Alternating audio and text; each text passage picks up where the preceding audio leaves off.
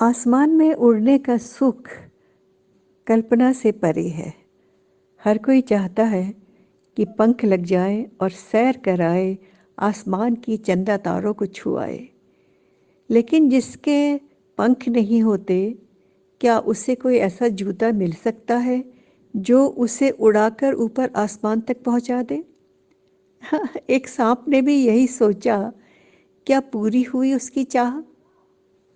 साथियों, आप सभी को हृदय से प्यार भरा नमस्कार, आशीर्वाद और ढेर सारा दुलार।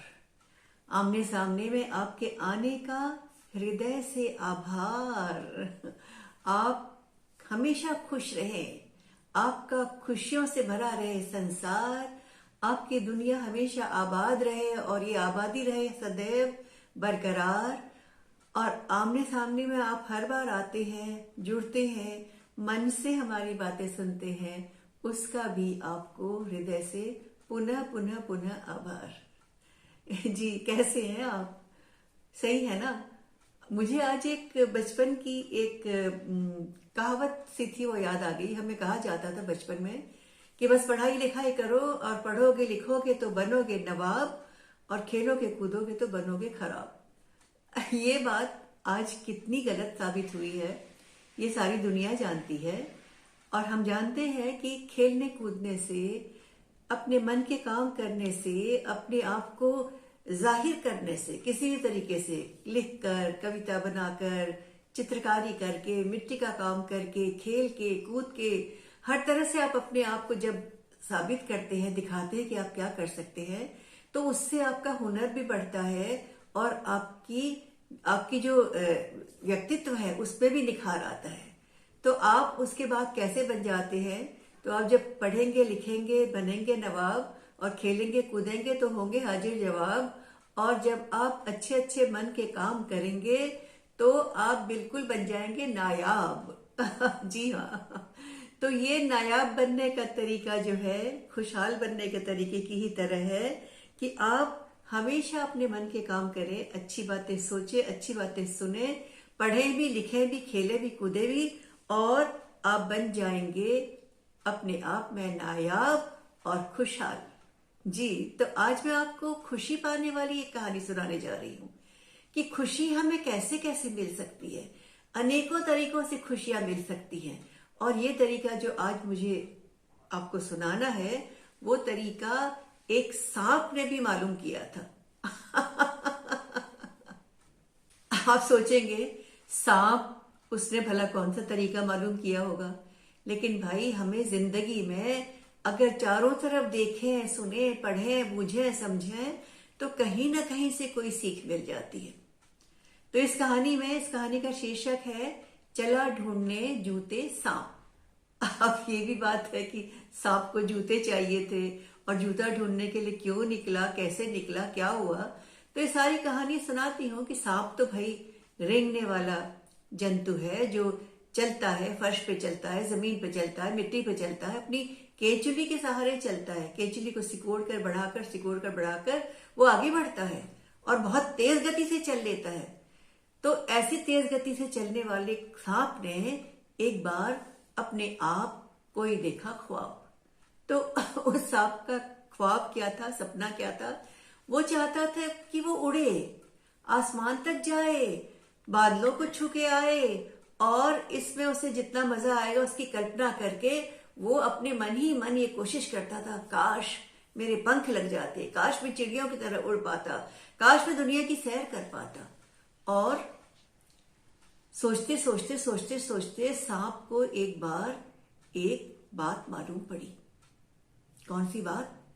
उसे मालूम पड़ा, एक व्यक्ति था, बहुत पुरानी बात है, अरब शहर में, अरब देश में रहने वाला व्यक्ति, इब्न बतूता, एक बड़ा विद्वान व्यक्ति था और बहुत ही बड़ा यात्री था। जगह जगह हर देश की यात्रा करता था, चीजों का पता लगाता था, खोज करता था, उसके बारे में लिखता था। तो इस प्रकार से उसका शौक ही यही था कि दूर दूर तक जाए और दूर दूर के देशों की नई नई बातों का पता लगाए। तो उसके घूमने की जो आदत थी, उसको लेकर एक हमारे हिंदी के बहुत अच्छे हास्य कवि हुए हैं, बच्चों के लिए बहुत लिखा है उन्होंने। सर्वेश्वर दयाल सक्सेना। तो उन्होंने एक कविता लिखी थी इब्न बतूता का जूता। ठीक है, तो उसमें क्या कविता थी? इब्न बतूता पहन के जूता निकल पड़े तूफान में। इब्न बतूता पहन के जूता निकल पड़े तूफान में, और थोड़ी हवा नाक में घुस गई, थोड़ी घुस गई कान में। और फिर क्या हुआ? इब्न बतूता नाक कान मलते मलते मलते अचानक उनके एक पैर का जूता निकला और उड़ गया आसमान में, और उड़ते उड़ते उड़ते उड़ते पहुंच गया जापान में। तो सांप ने सोचा कि भाई ये जरूर कोई ऐसा जूता था, जादू वाला जूता था, जादुई जूता था जो आकाश में उड़ सकता था। और अगर इब्न बतूता जी पहने रहते उस जूते को, तो उसके साथ साथ वो भी जापान पहुंच सकते थे। बस फिर क्या था? उस सांप ने सोचा मुझे भी ये जादू वाला जूता चाहिए, मैं भी ये जादू वाला जूता कहाँ मिलता है पता लगाऊंगा, और इस जादू वाले जूते को पहन के मैं भी आसमान की सैर करूंगा, उड़ूंगा, घूमूंगा, मौज बनाऊंगा। ठीक है, अब कौन बनाएगा भाई जूता? तो उसे मालूम था जूता बनाता कौन है।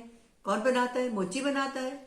तो बस वो एक मोची की फिराक में निकल पड़ा, और उसने सोचा कि भाई मैं एक मोची को ढूंढकर और उससे अपना जूता सिलवाऊंगा। और कहाँ गया वो? मोची को ढूंढता ढूंढता ढूंढता ढूंढता सड़क सड़क किनारे किनारे हर हर हर तरफ घूमा, कोने में, ओने में, आगे पीछे, ऊपर नीचे, सब जगह घूमा। और उसके बाद उसे एक बार अचानक से एक चौराहे में एक मोची बैठा हुआ दिखाई पड़ गया। मिल गया मिल गया मिल गया मिल गया करके वो खुश हो गया सांप। और उसके बाद उसने सोचा कि जरूर ये मोची मेरे जादू वाले जूते, उड़ने वाले जूते सिल सकता हो। लेकिन उसके पहले उसने क्या सोचा था? सांप ने सोचा था कि जूते तो साधारणतः कपड़े के होते हैं या चमड़े के होते हैं, वो मेरे शरीर से, मेरे रंग से, मेरी जो त्वचा है उससे मेल नहीं खाएंगे। तो मैं तो अपनी केचुली निकालता रहता हूँ। आपको मालूम है सांप अपनी केचुली बदलता है। केचुली जो उसकी ऊपर की जो त्वचा होती है, ऊपर की जो खाल होती है, उसको निकाल के वो आगे बढ़ जाता है। वो पुरानी केचुली जो होती है वो पीछे छोड़ देता है और नई त्वचा उसको आ जाती है। तो उसके पास केचुली थी रखी हुई। उससे कहा अरे मेरे पास तो है केचुली, मेरी तो त्वचा वाली जो है उसके ऐसे जूते बन जाएंगे जो मेरे से बिल्कुल मेल करेंगे, जो हमारे शरीर के साथ में जुड़ जाएंगे, पता भी नहीं चलेगा कि जूता पहना है।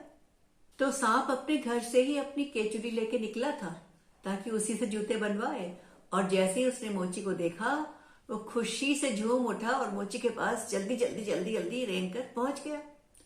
और उसने क्या कहा? उसने कहा मोची भाई नमस्ते। मोची ने कोई ध्यान नहीं दिया। सांप ने कहा अरे भाई मोची भाई, मैं आपसे ही बात कर रहा हूं। तो मोची गुस्से से बोला जा जा जा, अपने रास्ते जा, मुझे कोई फुर्सत नहीं तेरे साथ बात करने की। फिर सांप ने कहा अरे मोची भाई, आप इतने उदास क्यों दिख रहे हैं? आप इतने हताश क्यों दिख रहे हैं? आपकी आंखों में आंसू क्यों हैं? आप इतने गमगीन क्यों हैं? आप इतनी चिंता में क्यों पड़े हुए हैं? तो मोची ने कहा मैं बहुत परेशान हूं, जा मुझे तंग मत कर। फिर सांप ने उससे कहा मोची भाई, अगर आप अपनी चिंता मुझे बताएंगे, शायद मेरे जैसा छोटा जंतु जो है, एक रेंगने वाला, वो भी आपकी परेशानी का कोई निदान बता सकेगा। तो आप मुझे बताइए तो सही, आपकी क्या उदासी का कारण है? अब सांप की जो सहानुभूति वाली बातें थी, उसको सुनकर मोची की आंखों में आंसू भर गए। और आंखों में आंसू भरकर उसने क्या कहा? उसने कहा ब्याह निकट है बेटी का, पर पास नहीं है धेला एक। ब्याह निकट बेटी का है, पर पास नहीं है धेला एक। और मोची बोला घर बाहर की चिंताएं हैं भरी अनेक। घर बाहर की मुझको देखो चिंताएं हैं भरी अनेक। बेटी की शादी की चिंता मुझको सदा सताती है। बेटी की शादी की चिंता मुझको सदा सताती है। कहो सांप जी, कहो सांप जी, आशा की क्या किरण नजर भी आती है। तो मोची की बात सुनकर सांप कुछ क्षणों के लिए तो चिंता में पड़ा, लेकिन अचानक उससे एक बात सूझी और उसके चेहरे पे खुशी आ गई। और वो कहने लगा अच्छा अच्छा अच्छा, मैं आपकी चिंता को कम जरूर कर सकता हूँ। और सांप ने क्या कहा? सांप ने कहा कि मुझे एक बात समझ आई है, मेरे कोटर में एक कौवे ने चालाकी से रानी का हीरों का हार छुपा कर रखा है। एक कहानी है साथियों, बहुत पुरानी कहानी है पंचतंत्र की, जिसमें एक कौवा एक सांप से बदला लेने के लिए एक रानी का हार चुराकर उसकी कोटर में रखाता है। तो सांप ने मोची से कहा, मोची भाई सुनो मुझे हल, मोची भाई सुनो मुझे हल, एक समझ में आया है।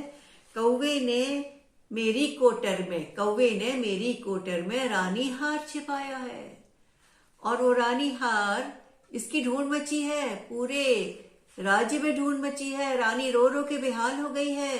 राजा ने उसके लिए इनाम जारी किया है कि जो मेरी रानी का हार ढूंढ देगा उसको ढेरों ढेर इनाम मिलेगा, मुंह मांगी रकम मिलेगी। अरे मोची भाई, मैं वो आपको हार लाके दे दूंगा, आप उस हार को राजा को दे आना, और उसके बाद राजा आपको जी भर के इनाम देगा और आपकी बिटिया की धूमधाम से शादी हो जाएगी। हाँ, लेकिन हाँ, उसको बेचने की कोशिश मत करना, वरना चोरी के इल्जाम में अपराधी बनकर जेल में सड़ोगे, सजा और खाओगे, और उसके बाद शादी तुम्हारी बिटिया की तो होने से दूर रही, कुछ भी नहीं मिलेगा, हाथ में कुछ नहीं आएगा। तुम इस हार को लेकर जाना और उस राजा को हार वापस कर देना। मोची की आंखों में चमक आ गई। अरे वाह, ये तो सचमुच में बड़ा भला उपाय है। और मोची ने कहा, अच्छा, क्या वो हार तुम मुझे दे दोगे? उसने कहा, हाँ हाँ, हार दूंगा, लेकिन मोची भाई उसके बदले में आपको मेरा एक छोटा सा काम करना होगा। मोची को थोड़ी सी चिंता हुई कि भाई सांप का मैं क्या काम कर सकता हूं। तो सांप ने कहा, अरे मोची भाई चिंता मत कीजिए, वही काम है जो आप रोज करते हैं, आपका हमेशा रोज का काम है, वही काम करना है आपको। आप करते क्या है? जूते बनाते हैं ना, तो बस मेरी भी थोड़े जूते बना दीजिए, ऐसे जूते जो उड़ जाएं, आसमान की सैर कराएं, वैसे ही जूते जैसे इब्न बतूता के थे, जिनको पहनकर उसको तूफान में भी चल पड़ा था और एक जूता उसका जापान तक पहुंच गया था। तो जो जादू वाला जूता जापान तक पहुंच सकता है, वो मुझे आसमान तक की सैर तो करा ही देगा। तो भाई मोची भाई, आप मेरे लिए वैसे ही जादुई उड़ने वाले जूते बना दीजिए, ताकि मैं आसमान तक जाऊं, बादलों को छू के आऊं, खुश हो जाऊं और मौज मस्ती करूं। तो सांप ने क्या कहा? झटपट मेरे लिए बना दो, झटपट मेरे लिए बना दो इब्न बतूता से जूते, कहा सांप ने जिन्हें पहन में उड़ जाऊं नभ को छूते, कहा सांप ने जिन्हें पहन में उड़ जाऊं नभ को छूते। अब मोची तो चकरा गया कि जादू वाले जूते होते कहाँ हैं, जादू वाले जूते तो होते ही नहीं हैं। इस सांप की अक्ल में तो पत्थर पड़े हैं। अब इसे कौन समझाए, इस मूढ़मती को कौन बताए कि जादू वाले जूते नहीं होते और जूते पहन के कोई उड़ नहीं सकता। अब मोची ने क्या सोचा कि अब क्या होगा, अब तो ये मुझे हार भी नहीं देगा और गुस्सा होके कहीं मुझे डस न ले, और सांप डस लेगा तो बस मेरा तो प्राण निकल जाएगा, मैं तो यही खत्म हो जाऊंगा। कैसे होगी बिटिया की शादी, और बिल्कुल हो जाएगी बर्बादी बर्बादी बर्बादी। अब क्या करे, मोची तो सोच में पड़ गया। लेकिन तभी क्या हुआ, मोची को एक बात याद आई। सांप के असल में पैर नहीं होते, और सांप कैसे चलता है? सांप अपनी त्वचा के बल पर चलता है। उसकी त्वचा में खिंचाव सिकुड़न होता है, जिसकी वजह से वो रेंग रेंग कर आगे बढ़ता है, और इतनी तेजी से भी दौड़ लेता है कि अच्छे भलों को मात कर सके। तो मोची ने ये बात पढ़ी थी अपने विद्यालय में, विज्ञान की कक्षा में बचपन में, कि सांप के पैर नहीं होते। ये विचार कौंधते ही उसके मन में उसको एक विचार आया, और उसने क्या कहा? उसने कहा, जल्दी से उस सांप से कहा, अरे सांप जी, अरे सांप जी, एक बात है, एक बात है। जैसे ही विचार यह कौंधा, मोची बोल उठा तब झट, जल्दी नाप पैर का दे दो, जल्दी नाप पैर का दे दो, काम शुरू कर दूं झटपट। तो उसने क्या सोचा कि मैं जैसे पैर का नाप मांगूंगा सांप से, तब सांप समझ जाएगा कि किस चीज का नाप दे, पैर तो है नहीं, और सांप की गलती भी समझ आ जाएगी उसको, और मेरे पर नाराज भी नहीं होगा और काम भी निकल जाएगा। चलो हार मिले ना मिले ना मिले, लेकिन जान तो बचेगी। तो उसने कहा कि भाई तुम अपने पैर का नाप दे दो, बिना नाप के तो जूते बन ही नहीं सकते। और उसने अपने झोले से एक कागज निकाला और उसको फैला दिया सांप के सामने और कहा कि जल्दी जल्दी अपने पाँव के नाप इस कागज पर बना दो, छाप दो, मैं इसको छाप लूंगा और उसके बाद मैं तुरंत जूता बनाने का काम शुरू कर दूंगा और तुम्हारी केचुली से बिल्कुल तुम्हारी त्वचा के जैसे बिल्कुल मिलते जुलते मेल खाते जूते बन जाएंगे। लेकिन फिर क्या हुआ, सांप के तो पैर ही नहीं होते, और सांप समझ गया कि उसकी क्या कमी है, ये तो उसके शरीर की कमी है। जैसे ही सांप को अनुभव हुआ, एहसास हुआ सच्चाई का, और उसे जब पता चला कि उसके पांव तो है ही नहीं, उसके पैर तो होते ही नहीं, और जूते का न दिया जाएगा नाप, न बनेगा जूता, न वो उड़ सकेगा और रह जाएगा अपने सारे सपनों से अछूता। तो वो सच्चाई का भान होते ही दुखी हुआ, उसकी आंखें नीची हो गई और सिर नीचा करके बोला, समझ गया सच्चाई अपनी, समझ गया सच्चाई अपनी, तुमने ये आंखें खोली, मैं तो भ्रम में पड़ा हुआ था, मैं तो भ्रम में पड़ा हुआ था। और उड़ने की चाहत बोली, उड़ने की चाहत बोली, उड़ने की चाहत बोली, मैंने अपने मन में बोली थी कि मैं उड़ूंगा। ये चाहत जैसे बीज बोते हैं वैसे उड़ने की चाहत बोली। इसका अर्थ ये हुआ कि मैंने अपने मन में ये इच्छा पाल ली थी कि मैं उड़ूंगा, लेकिन तुमने सच्चाई का सामना कराकर मेरी आंखें खोल दी। और उसके बाद मोची ये तो आश्वस्त हुआ, उसे ये तो तसल्ली हुई कि अब सांप उससे गुस्सा नहीं है, उसे डसेगा नहीं, उसे नुकसान नहीं पहुंचाएगा।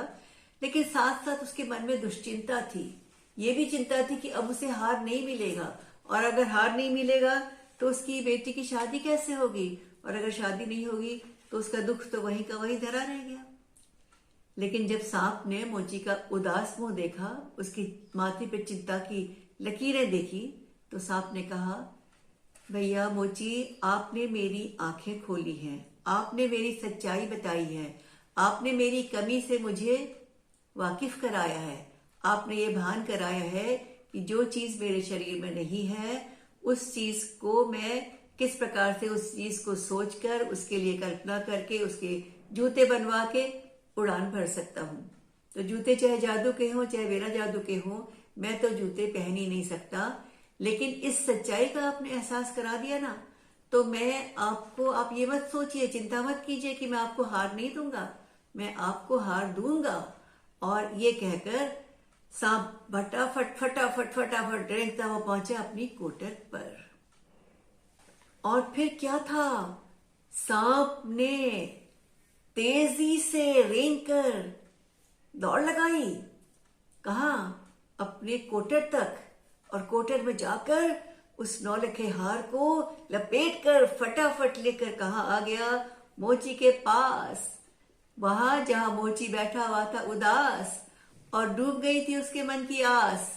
लेकिन सांप को देखते ही, उसके हार को देखते ही, उसके हार की चमक को देखते ही मोची की आंखें चमक गईं, खुशी से उसका चेहरा फूल उठा।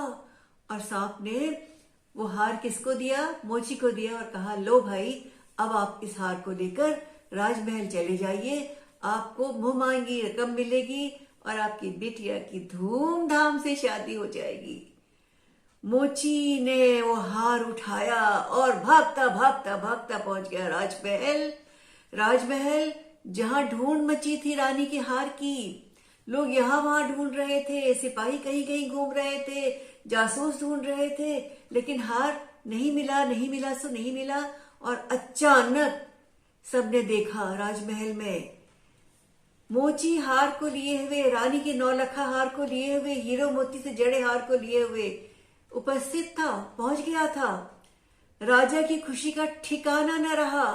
रानी फूली न समाई, दरबारियों के चेहरे पे हंसी आई और सबकी चिंता का हुआ अंत।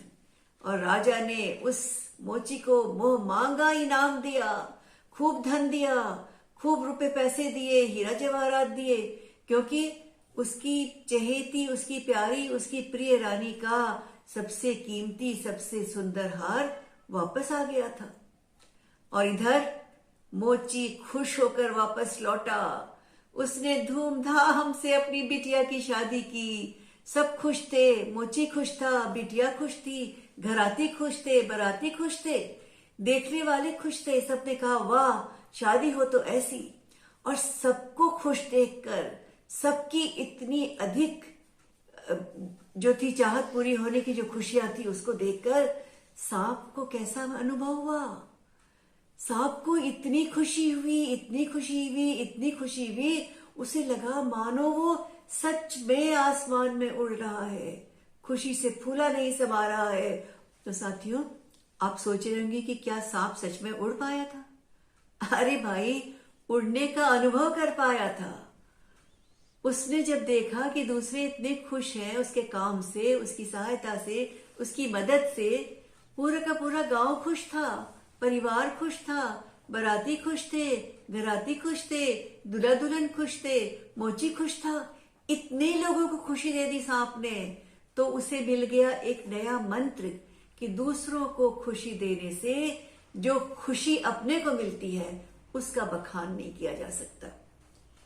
और बिन पाए जादू के जूते, बिन पाए जादू के जूते, उड़ा सांप खुश होकर मन में, उड़ा सांप खुश होकर मन में, पर दुख हरकर सुख पाने की, पर दुख हरकर सुख पाने की राह छिपी है हर कण कण में, राह छिपी है हर कण कण में। तो ये थी कहानी सांप के खुशियों के खजाने को पाने की। हम भी अगर चाहें तो दुखी की सहायता करके, किसी की मदद करके, परेशानियों, जिसको परेशानी हो उसकी परेशानी को हटाकर, कष्ट को मिटाकर और दूसरों की मदद करके, सहायता करके, सेवा करके हम भी उस खुशी को पा सकते हैं और वो ही सुख पा सकते हैं जो आसमान में उड़ने का होता है, या अपने सपने पूरे होने का होता है, या किसी भी तरह के अपने मन के काम करने को जो खुशी मिलती है उस खुशी को पाने का होता है।